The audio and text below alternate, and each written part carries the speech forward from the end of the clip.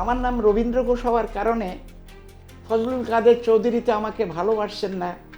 উনি বলছেন তুমি একজন বিধর্মী, তুমি এই কাজ করতে পারো না।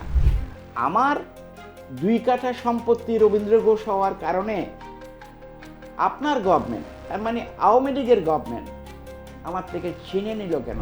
ওই বাংলার যা ছবি এ বাংলায় ঠিক তার উল্টো ছবি। এই বাংলার ছবিটা হচ্ছে আমরা যারা সংখ্যাগুরু, সো-কল্ড সংখ্যাগুরু হিন্দুরা, আমরাই কিছুটা বিপন্ন। আমাদের কালী পুজো করার সময় অনুমতি নিতে হয়, মায়ের প্রতিমাকে প্রিজন ভ্যানে তোলা হয়, সরস্বতী পুজো জন্য অনুমতি নিতে হয়, দুর্গাপূজার ভাসান যাবে তার জন্য অনুমতি মেলে না অনেক সময়। মানে এই যে বিপন্নতা, একদিকে আপনার কথাই ফজলুল হকেরা, আসাদুজ্জামানরা, তারা ওপারে দাপিয়ে বেড়াচ্ছে পদ্মার ওপারে, এপারেও ওর তারাই দাপিয়ে বেড়াচ্ছে। ব্যাপারটা কি বলুন? সরকারের একটা ভয় যে চিন্ময় প্রভুকে না আটকালে তাহলে হিন্দু জাগরণ, উচ্ছেদের ভয়ে মানুষ কাঁপছে যে আমার বাড়িটা বোধহয় এখন দখল হয়ে যাচ্ছে, দাদা আমি কি করব? প্রফেসর ইউনূস আসার পরে কতগুলা কনভিক্টেড আসামিকে বেল দিয়ে দিল, বেল নয় শুধু ছেড়ে দিল without any order from the court. আমাকে পয়জন করেছে, আমার খাদ্যের মধ্যে আমাকে বিষ মিশ্রিত অবস্থায় আমাকে খাদ্য খাওয়ানো হয়েছে। বাংলাদেশেও একই কথা শুনলাম, পশ্চিমবাংলা এসেও যদি একই কথা শুনতে হয় আমরা যাবো কোথায়?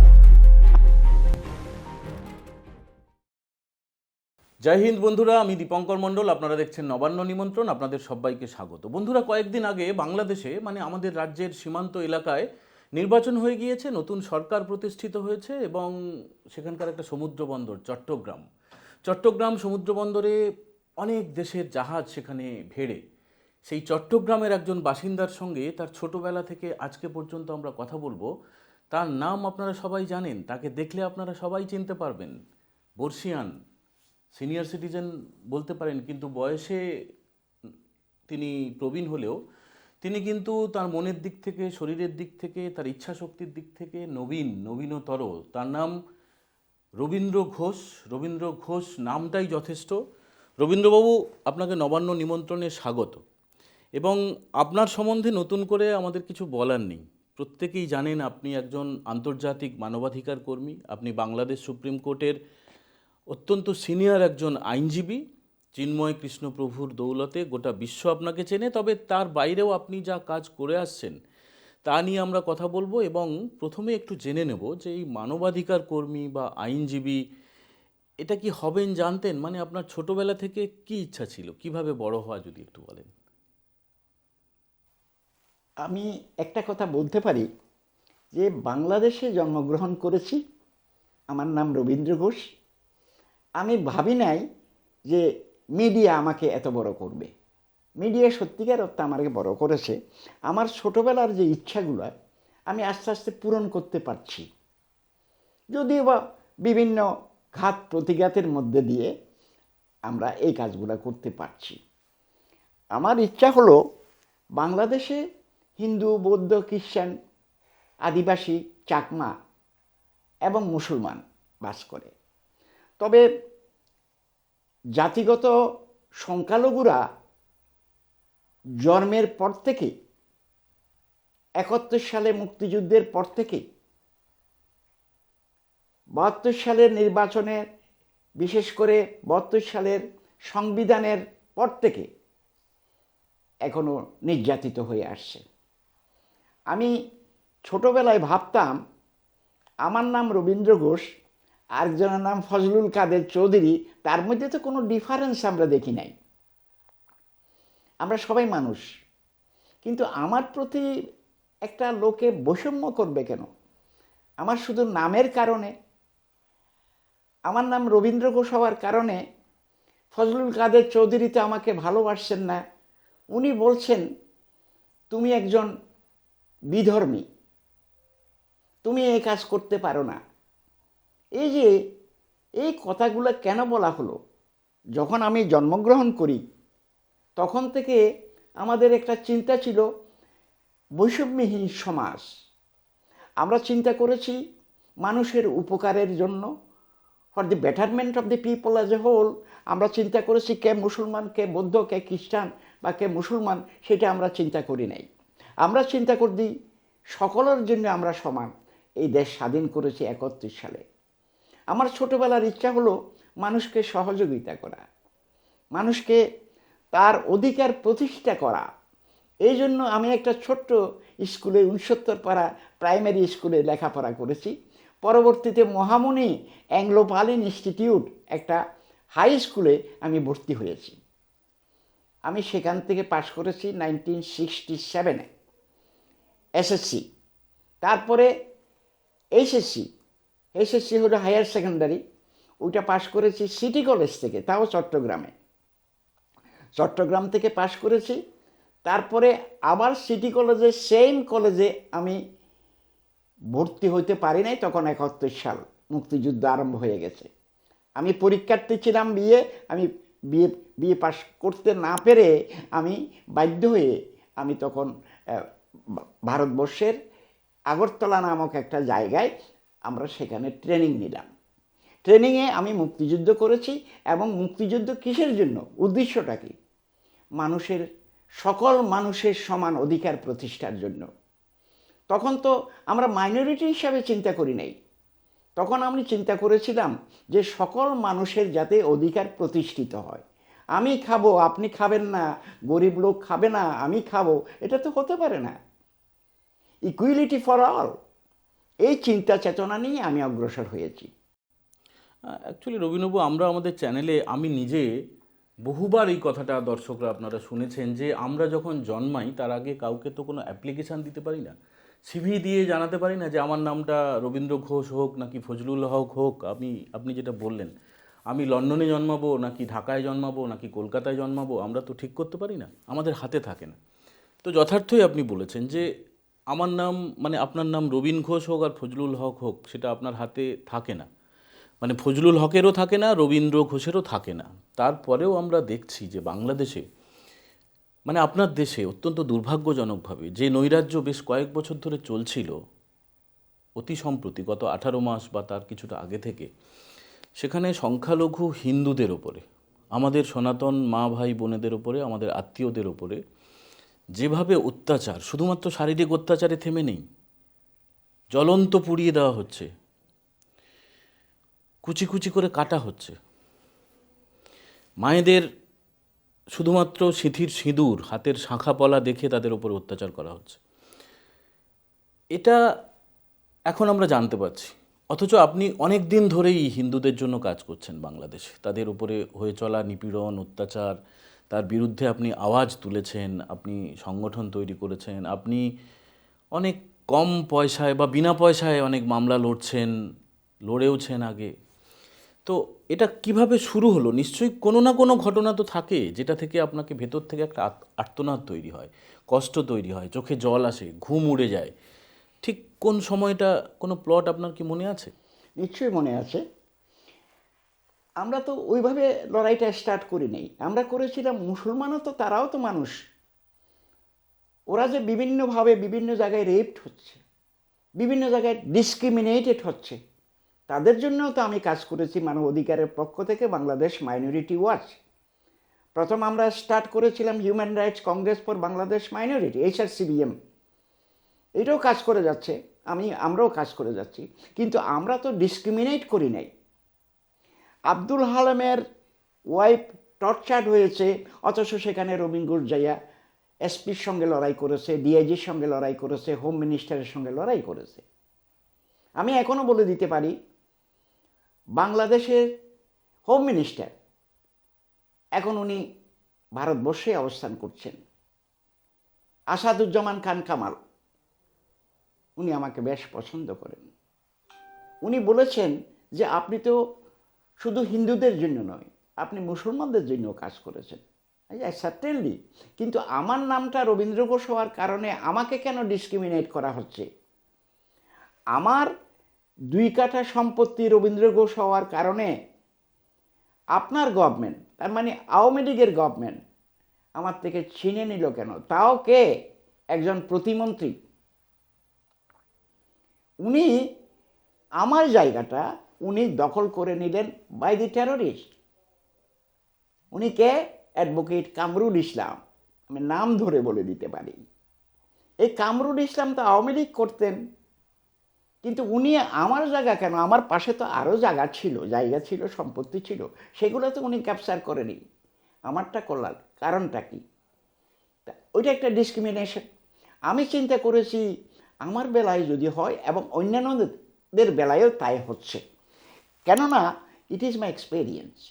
আমি মনে করি আমি যখন ফ্যাক্ট ফাইন্ডিং করতে যাই সারা বাংলাদেশে, যে একটা ঘটনা হলেই আমরা সেখানে যাই, কিন্তু পুলিশ আমাদেরকে তখনও হেল্প করেছে, আগেও করেছে। পুলিশ যদি হেল্প না করতো তাহলে আমরা ফ্যাক্ট ফাইন্ডিংগুলো করতে পারতাম না।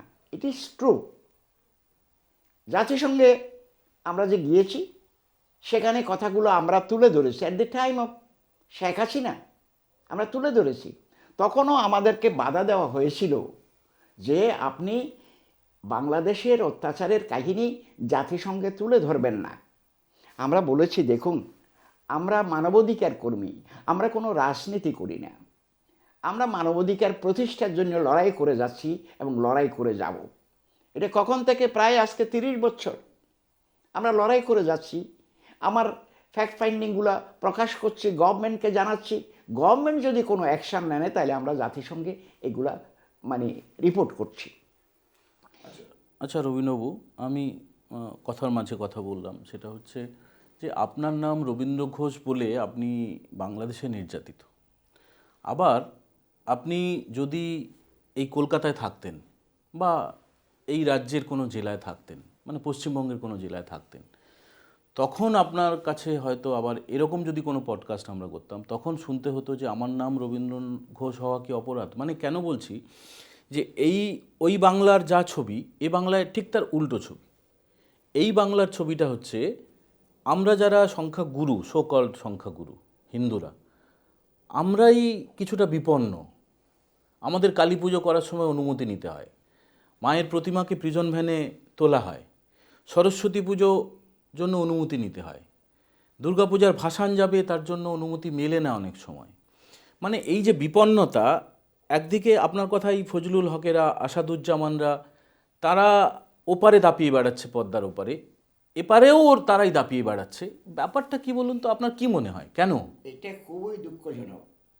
আমরা এখানেও এসে এটা অনুভব করেছি। পশ্চিমবাংলা আমি প্রায় 1 বছর অবস্থান করছি। বিভিন্ন সাংবাদিক বন্ধুরা এসে প্রশ্ন জিজ্ঞেস করেছে, কথাগুলো আমরা বলেছি। আমি যেটা মনে করি, আমার হিন্দু হওয়ার কারণে কি অপরাধ?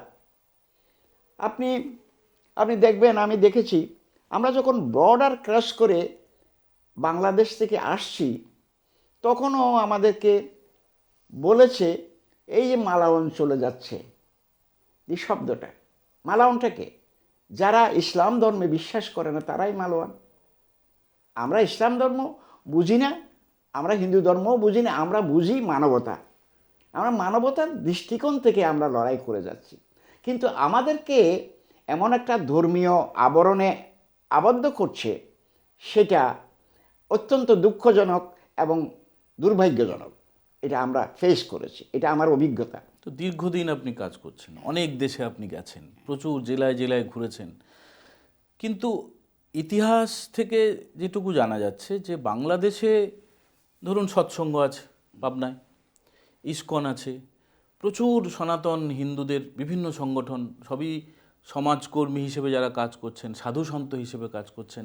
এই যে চিন্ময় কৃষ্ণ দাস ব্রহ্মচারী,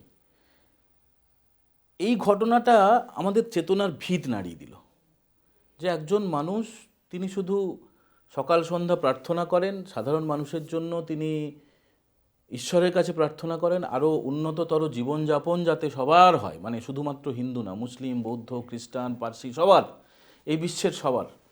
তো তাকে যেভাবে হেনস্থা করা, এখনো পর্যন্ত তিনি গারদের আড়ালে। তো ব্যাপারটা কি, মানে তাকে কি অপরাধ করেছেন? জঙ্গি? সরকারের একটা ভয় যে চিন্ময় প্রভুকে না আটকালে তাহলে হিন্দু জাগরণ হবে না। হিন্দু জাগরণ যদি হয় তাহলে চিন্ময় প্রভুকে লাগবে। চিন্ময় প্রভু যেভাবে তার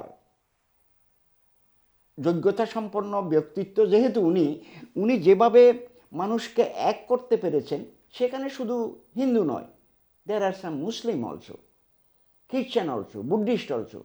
ওনার কথায় জাগরিত হয়েছে এবং বলেছে যে বাংলাদেশের সকল লোকের সমান অধিকার উনি চেয়েছেন। উনি কার জন্য, আপনার at the time of distress, মানুষের যখন বন্যা হয়, সে নিজে বহন করে নিয়ে কি নিয়েছে, পার্টিকুলারলি রিলিফ ম্যাটেরিয়ালস, ধান, চোল, রাস, সবগুলো নিয়ে মানুষকে দিয়েছে। উনি তো নিজেই এগুলা ডিস্ট্রিবিউট করেছে। কিন্তু উনার প্রতি এত রাগ কেন গভর্নমেন্টের? এরকম রাগ হওয়ার কোনো কারণ ছিল না। তার মানে চিন্ময় প্রভুকে আটকাতে হবে, জেলে রাখতে হবে টিল ডেথ। এই যদি হয় তাহলে সমাজ কোথায় গেল? আমরা মামলা করতে গিয়েছি, অন্যান্য হিন্দুদের বিরুদ্ধে মামলা দিয়েছে প্রায় 70 জনের বিরুদ্ধে। তারা অনেক সময় এখনও জেলে আছে, অনেক সময় বেল হয়েছে, তাদের এখনও মুক্ত হয়নি, তারা ভয়ে আছে এই আইনজীবীরা। আমি মনে করেছি, আমি একজন হিন্দু, আমি না হয় ওখানে গিয়েছি, মামলা করব, আমি মামলা করেই আসবো, জজ সাহেব বেল দেখ বা না দেখ। আমি 2টা অ্যাপ্লিকেশান করেছি। একটা application to produce the record before the court, আরেকটা করেছি ফর বেইল। বেইলটা যে রিজেক্ট হবে সেটা আমরা জানি, এটি যে সেকশন আন্ডার 302, 302 ধারার মামলাটা করেছে। কারা এটা করেছে? আরেকটা অ্যাডভোকেট, সেখানে আলিফ নামক একটা অ্যাডভোকেট। 302-তে কি থাকে? হ্যাঁ, 302 মানে কি?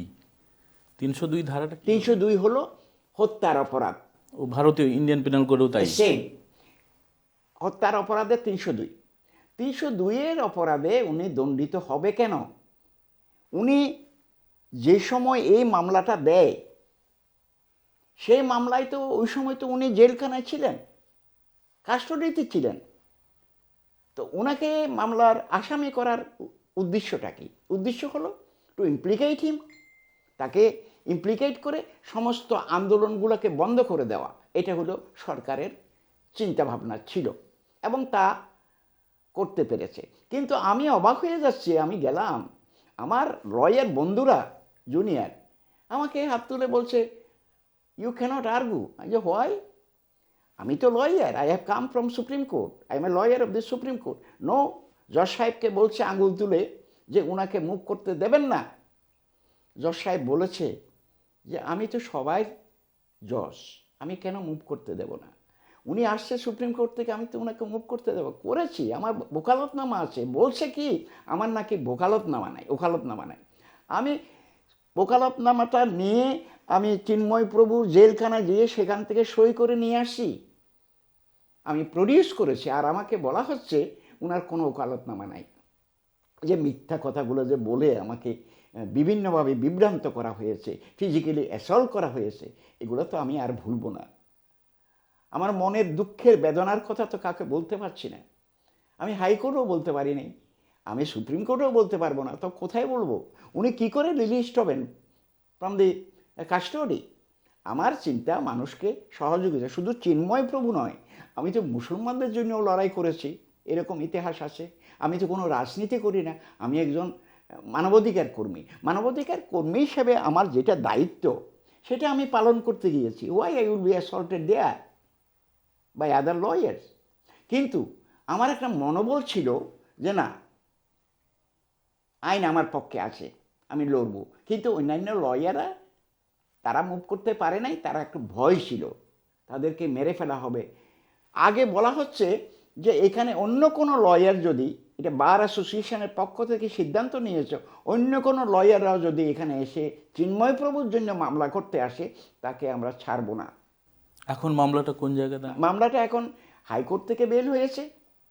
হাইকোর্ট থেকে বেল হওয়ার পরে সুপ্রিম কোর্ট এটাকে স্টে করে দিয়েছে, কারণ তার বিরুদ্ধে আরও 5টি নতুন মামলা ইমপ্লিকেট করা হয়েছে, নতুন মামলা দেওয়া হয়েছে। আচ্ছা, আপনি বর্ষিয়ান আইনজীবী, আমার একটা জিনিস না বারবার মনে হয়, মানে আপনার বাংলাদেশে বলুন আর এপারে বলুন, মানে এই পশ্চিমবঙ্গে বলুন, কাউকে অপছন্দ হওয়া মানে তার প্রথম যে কেসটা হচ্ছে রাষ্ট্রদ্রোহিতা। তারপরে তো আরও আছে অগুন্তি কেস, ধারার কোনো শেষ নেই। তো মানে এটা কি এশিয়ার বা দক্ষিণ এশিয়ার দেশগুলোর বা এই বাংলাদেশ পশ্চিমবঙ্গ পুলিশের মধ্যে একটা অদ্ভুত কোনো বিকৃতি কাজ করে? আমার মনে হচ্ছে তাই। আপনি ঠিকই বলেছেন।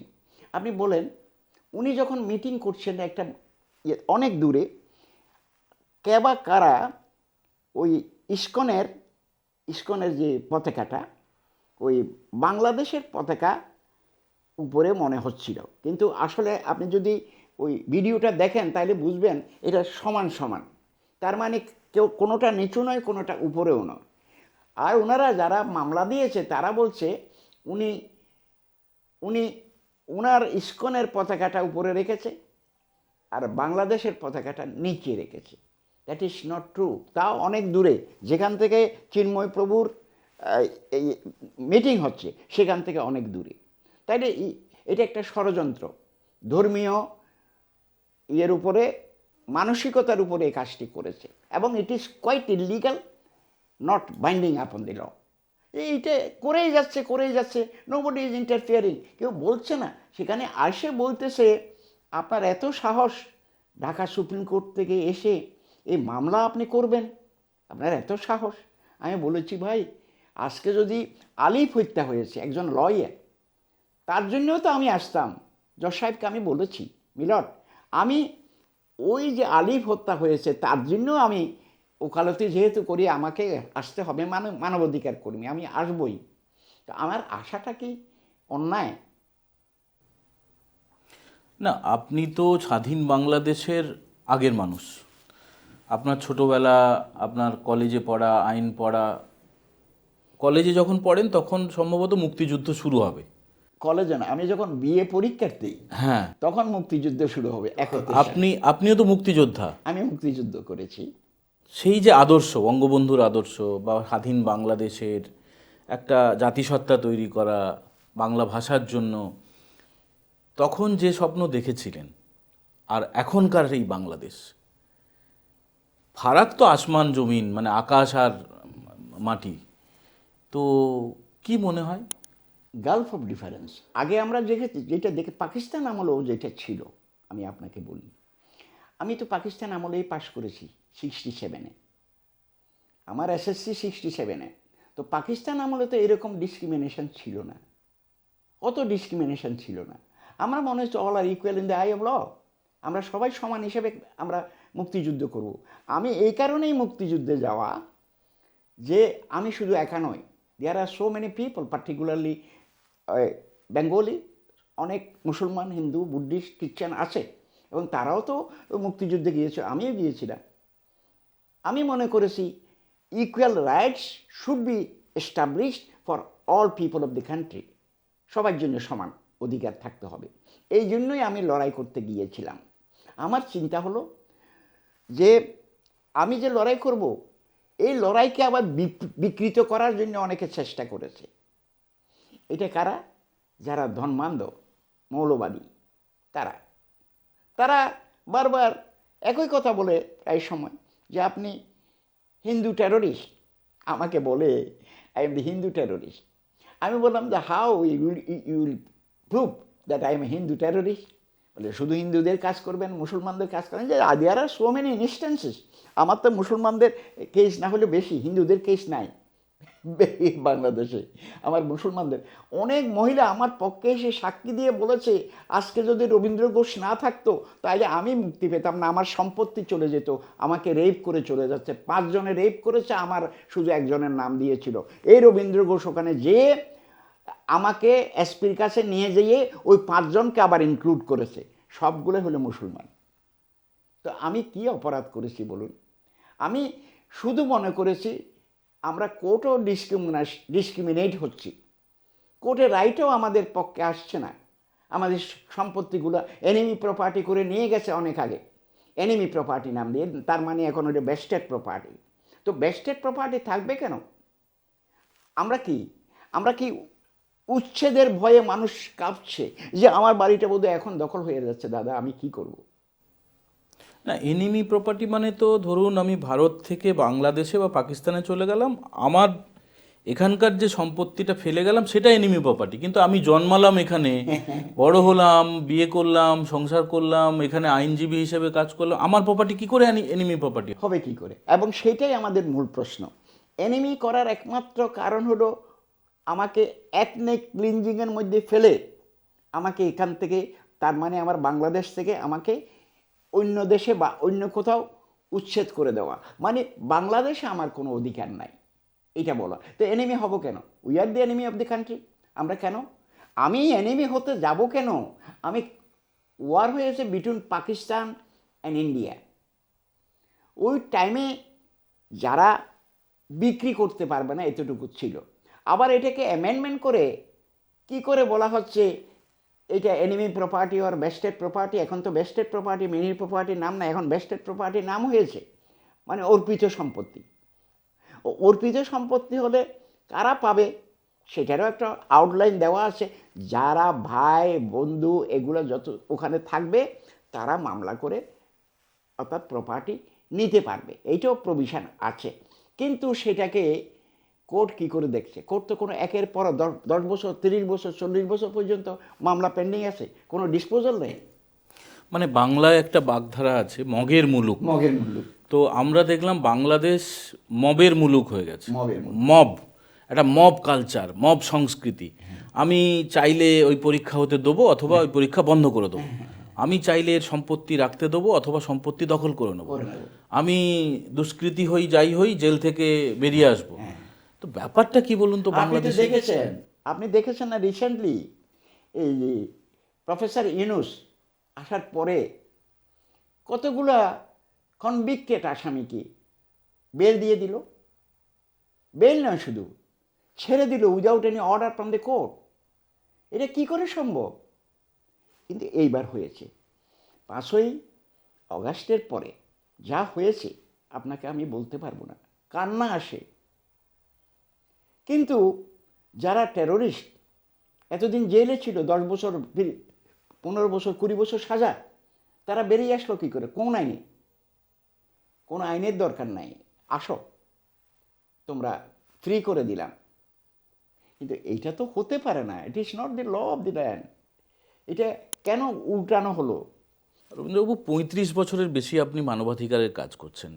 আপনি আইনজীবী হিসেবে কাজ করতে গেলে নিশ্চয়ই শুনেছেন যে আবার মামলা সেই বাঘে ছুলে 18 ঘা, পুলিশে ছুলে 32 ঘা, কোর্ট ছুলে আরও বেশি ঘা, তারপরেও আপনি মামলা লড়ে যাচ্ছেন। কিন্তু এই যে সংখ্যালঘুদের ওপরে আক্রমণ, তার ফলে তো আপনাকেও হামলার মুখে নিশ্চয়ই পড়তে হয়েছে, হুমকির মুখে পড়তে হয়েছে। তো তারপরেও কিভাবে চালিয়ে যাচ্ছেন? আমি দেখেন, আমাকে কয়েকটা ঘটনার কথা বলি। এটা হলো বাংলাদেশে যে ঘটনাটা হয়েছে সেটা হলো আমাকে পয়জন করেছে আমার খাদ্যের মধ্যে, আমাকে বিষ মিশ্রিত অবস্থায় আমাকে খাদ্য খাওয়ানো হয়েছে। কোথায়? নাটোরে, রাজশাহীর পাশে, রাজশাহী এবং নাটোর কাছাকাছি। সেখানে আমি প্রায় 40 ঘন্টা অচেতন ছিলাম। আমার কিন্তু সমস্ত প্রপার্টি নিয়ে যেতে পারতো, আমার ক্যামেরা ছিল, আমার সব কিছু ছিল। আমার আরেকটা লোক, আমরা দুজনকে আমাদেরকে একেবারে ওই পয়জন করে খাওয়াইয়ে, বিষ খাওয়াইয়ে আমাদেরকে অচেতন করে দিয়েছে, মানে প্রাণে মেরে ফেলা, প্রাণে মেরে ফেলার জন্য। কিন্তু যাচ্ছিলাম কোথায়? একটু land grabbing, belonging to Hindu community. তার ল্যান্ডটা গ্র্যাব করছে কিছু ওখানের লোক্যালিটির মুসলিম সম্প্রদায়। ওটার জন্য কেন গেলাম? আমাকে পয়জন করেছে যে রাত্রেবেলা আমার খাদ্যের মধ্যে বিষ, দুজনের খাদ্যের মধ্যে বিষ ঢুকিয়েছে। আপনি বলুন তো, এটা মাইনরিটি যে যার জন্য গিয়েছিলাম, তালুকদার, এরা তালুকদার, ওদের কারণে গেছি, আমাকে পয়জন করে ফেলে দিল। আমার কিন্তু কিছুই লুটপাট হয়নি, আমাকে মেরে ফেলার জন্য এটা করেছে। আমি ওখানে প্রায় 34 কি 35 ঘন্টা আমি অচেতন ছিলাম। পরে আমাকে হসপিটালে নিয়ে গেল, সেখানে আমি সুস্থ হলাম।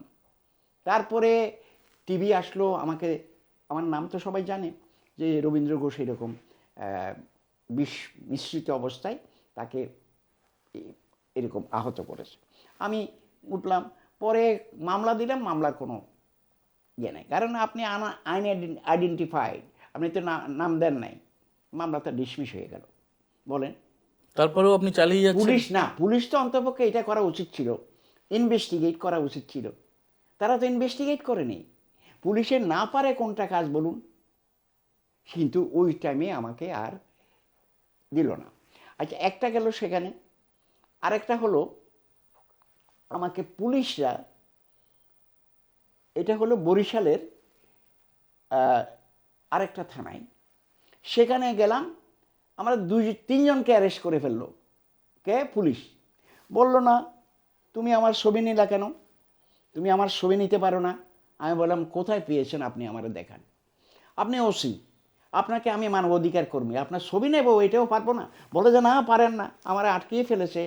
আমি এসপিকে টেলিফোন করলাম, তারপরে পুলিশের ঊর্ধ্বতন কর্মকর্তাকে টেলিফোন পারে। পরবর্তীকালে আমি minister, home minister Asaduzzaman Khan Kamal, ওনাকে টেলিফোন করলাম, দেখেন আমাকে আটকিয়ে ফেলেছে। সাংবাদিকরা এসে বলল যে আপনি তো টেরোরিজমের কাজ করেন।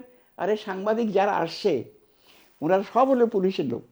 হ্যাঁ, বলে যে না আপনি তো টেরোরিজম করেন, দেশের ক্ষমতা অপর দেশে আপনি চালান করেন, এই ক্ষমতা এই জিনিসগুলো আপনি বিদেশে পাচার করেন, আপনি আমাদের শত্রু। আমাকে নার্ভাস করার চেষ্টা করেছে। পরে যখন আসাদুজ্জামান খান টেলিফোন করে বলল ওনাকে ছেড়ে দাও, আমাকে ছেড়ে দিয়েছে প্রায় 12 থেকে 14 ঘন্টা পরে। হ্যাঁ, এদিকে নিউজ হয়ে গেছে যে আমাকে আটকিয়েছে কী কারণে, আমি নাকি অবৈধভাবে থানাতে ঢুকে আমি নাকি মারপিট করতে গেছি। আমার কাছে সব, আমার ভিডিও ক্যামেরা রেখে দিয়েছিল, আমার আমার লোককে অ্যারেস্ট করেছিল। পরে উনি এসে বলে যে না, it is not correct at all. আমরা, এটা গেলো আরেকটা ঘটনা। আপনি কোথায় কোথায় আপনাকে বলবো, 1653টা ঘটনা বললাম না, এগুলো আমরা ডকুমেন্টেড করেছি, এখনও আছে, আমাদের ওয়েবসাইটেও দেওয়া আছে। এই যে ঘটনাগুলো আমরা যে প্রকাশ করেছি, এটাই আমাদের কাল। আপনি প্রকাশ করলেন কেন? আর যে রাইট টু ইনফরমেশন বলে একটা কথা আছে, রাইট টু ইনফরমেশন, জানার অধিকার আছে প্রত্যেকের, তাহলে আমরা জানাবো না? এটা আমাদের অধিকার। আমি যেমন একদিক দিয়ে আপনার জার্নালিস্টের কাজ করেছি, একদিক দিয়ে মানবাধিকার কর্মী হিসাবেও কাজ করেছি, কিন্তু রেহাই পাইনি। বারবার আক্রমণ, আমার 17 থেকে 18 বার আক্রমণ হয়েছে বাংলাদেশে। আমার আক্রমণ হয়েছে, আমি কিন্তু কাজ ছাড়িনি। কাজ মনে করেছি না, it is my duty and responsibility, মরলে এখানেই মরবো, তাতে কী অসুবিধা। আমি কেউ কোনো রাষ্ট্র আমাকে হেল্প করবে এই জন্য আমি এটা করি নাই।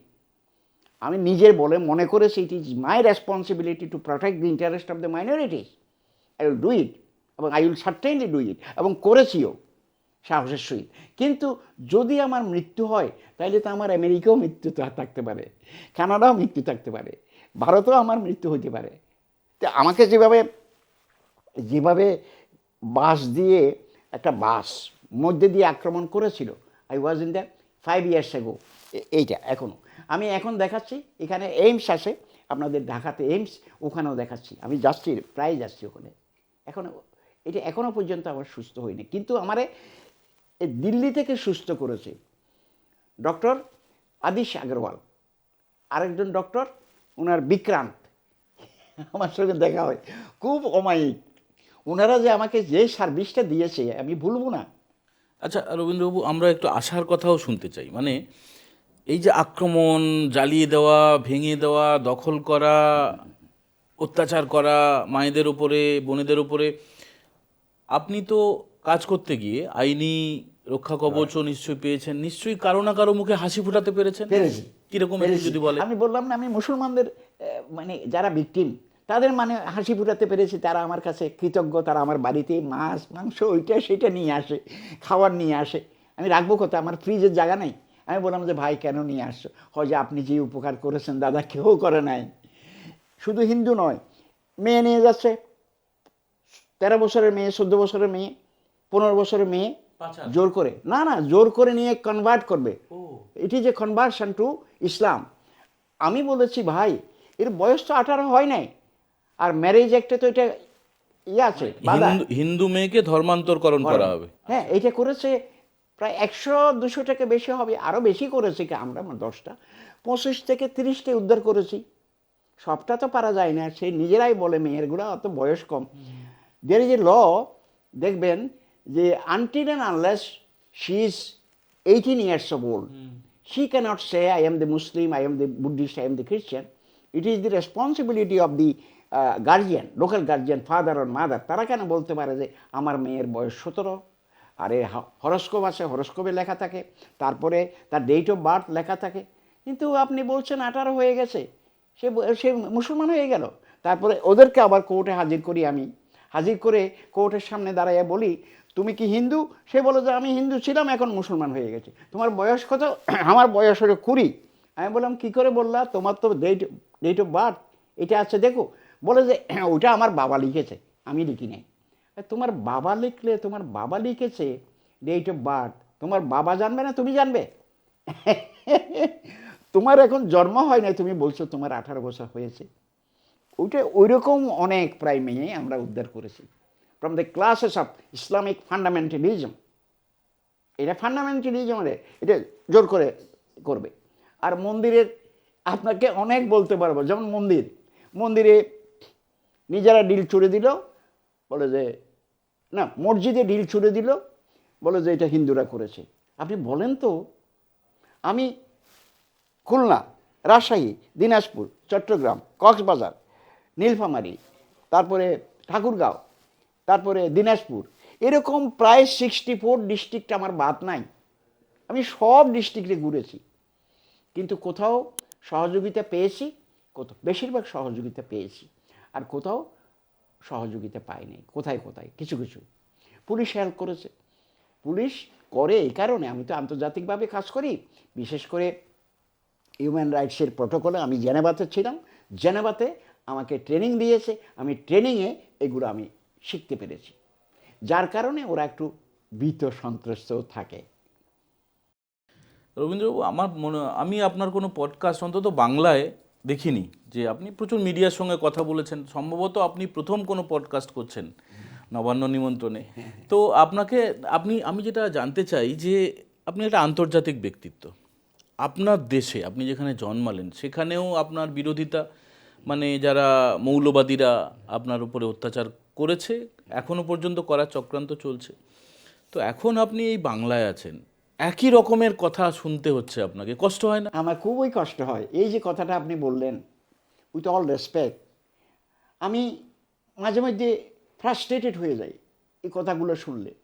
বাংলাদেশেও একই কথা শুনলাম, পশ্চিমবাংলা এসেও যদি একই কথা শুনতে হয়, আমরা যাব কোথায়? আমার ওই মাঝে মাঝে চলো কানাডা চলে যাই। আমি যেন কানাডা আমার মেয়ে থাকে, দ্যাটস গুড, কিন্তু আমি ওখানে যাব কেন? আমি যদি ওখানে যাই তাহলে আমার স্বার্থপরতা হলো কি, আমার জন্য গেলাম, তো আমি তো 2 কোটি হিন্দুর জন্য কিছু করতে পারলাম না। আর যারা ভুল করেছে পশ্চিমবাংলায় এসে বা অন্যান্য প্রদেশে গেছে, ভারতে এসে, তারা they have created a misery for Hindus of Bangladesh. তারা এসছে, আমাদের ক্ষতি করেছে। আমি এখন বলবো তাই। আপনি এখন বলতে পারেন আমরা এসে খুব আরামে আছি, খুব ভালোতে আছি, তাই না। ওনারা যে ভালো আছে তাই না, ওনারাও অনেক কষ্টে আছে, আমি দেখেছি, তাদের ইন্টারভিউ নিয়েছি। এখন কনভার্টেড মেয়ে, ওই কনভার্টেড মেয়ে কথা বলি আপনাকে একটু। ওই মেয়ে আবার কিছুদিন পরে, 3 মাস 4 মাস পরে বুঝতে পেরেছে যে কোন জায়গায় সে আসছে। তখন সে রিয়েলাইজ করতে পারে আমি তো ভুল করেছি দাদা। কেন ভুল করলা? তখন বলি নাই তোমাকে কোর্টের মধ্যে, তুমি চলে আসো এখন, তুমি এখন যে 3 মাস থেকে 6 মাস কষ্ট করলা, এটা তোমার আঘাত লাগেনি, তোমাকে কে বিয়ে করবে এখন? ও যে আমার বিয়ে করতে, আমি এখন ওর সঙ্গে থাকবো না, চলে আসো। এরকম অনেক ঘটনা, আপনাকে কয়টা বলবো? আমি তো সব ঘটনা আপনাকে বলতে পারবো না এই মুহূর্তে। এতগুলো ঘটনা আমার মাথায় একের পর মনে পড়ছে, আবার ভুলে যাচ্ছি, একের পর মনে পড়ছে, আবার ভুলে যাচ্ছি। এরকম ঘটনা আমার কাছে অনেক। না, এই ধরনের ঘটনাগুলো নিয়ে না কেরালা স্টোরি বলে একটা সিনেমা আমাদের দেশে তৈরি হয়েছে, পার্ট 2 আসছে। বাঙালি কাবুলিওয়ালার বাঙালি বউ বলে একটা বই আমরা পড়েছি। মানে এগুলো আমরা শুধু সিনেমায় দেখেছি, আর এই সরাসরি আপনার থেকে আজকে জানতে পারলাম, শুনলাম। মানে কি ধরনের যন্ত্রণার কথা? যন্ত্রণার কথা হলো, ওইরকম ইন্টারভিউ তো আমি ইন্ডিয়া এসে কয়েকবার দিয়েছি। ইন্টারভিউতে কি ছিল? ইন্টারভিউতে ছিল হিন্দুরা কিভাবে অত্যাচারিত হচ্ছে, সেটা আপনারা দেখুন, এই ভিডিওতে আছে। How they R bin persecuted, ওইটা উনি প্রকাশ করেছেন আগে। ও, আপনি ভিডিও নিজে তুলে দিয়েছিলেন, প্রকাশ করেছিলেন। না, ওনারা ভিডিও করেছে, আমার ইন্টারভিউ এইভাবে নিয়েছে আর কি, আপনার সঙ্গে যেমন হচ্ছে ওই রকম নিয়েছে, ওনারা প্রকাশ করেছে। হ্যাঁ, তো ওইটা আবার বাংলাদেশে পছন্দ করে নাই লোকেরা। এখানেও আপনি ঘরের কথা বাইরে প্রকাশ করলেন, আপনি তো এটা উচিত করেন নাই, আপনার তো প্রসিকিউট হওয়া উচিত এই সমস্ত কথা বলে। I am not afraid of it. আমি তখন যদি বলতাম, থেমে যেতাম, তাহলে তো কথাগুলো বলতে পারতাম না। আমি থামি নাই। I will continue to speak regarding the torture upon the religious minority. আমি বলতেই থাকবো, এটা আমার মূল কথা। আমি মরলে মরলাম, কিন্তু আমি মরলে আরও 2 কোটি হিন্দু বেঁচে যাবে, রিলিজিয়াস মাইনরিটি বেঁচে যাবে, এই জন্য আমি মুখ করছি। না মানে আমি বলতে চাইছি দর্শক বন্ধুরা, ধরুন হলোকাস্ট বা কাশ্মীরের হিন্দু বিতাড়ন বা পশ্চিমবঙ্গে কলকাতায় 46-এর দাঙ্গার সময় যেভাবে কচুকাটা করা হয়েছিল, মানে প্রত্যেকটা তো মর্মন্তুদ অত্যাচার, গোটা বিশ্ব জানে। ফলে রবীন্দ্রবাবু বাংলাদেশে হিন্দুদের ওপরে যে অত্যাচার হয়ে চলেছে, যে কথাগুলো উনি আমাদের সংবাদ মাধ্যমে জানালেন, নবান্ন নিমন্ত্রণকে জানালেন, এটা অত্যন্ত স্বাভাবিক, সঙ্গত, আইনি এবং অবশ্যই বৈধ। তার কারণ অত্যাচার, অনাচার, এই ধরনের নিষ্পেষণ, এটা গোটা বিশ্বের মানুষের জানা উচিত বলে আমরা মনে করি। আপনি আপনার কাজে রত থাকুন, আপনি আরও বেশি করে সংখ্যালঘু হিন্দুদের যেভাবে পাশে রয়েছেন আরও থাকুন। আপনাকে অনেক অনেক ধন্যবাদ। আপনাকেও ধন্যবাদ। আপনাকে এই যে আমার সঙ্গে কথা বলেছেন, আমার ইন্টারভিউ নিয়েছেন, এই জন্য আপনাকে অশেষ ধন্যবাদ। জানে মানুষ সত্যটা জানতে পারে, সত্যটা বুঝতে পারে, what is happening in the world, what is happening in Bangladesh.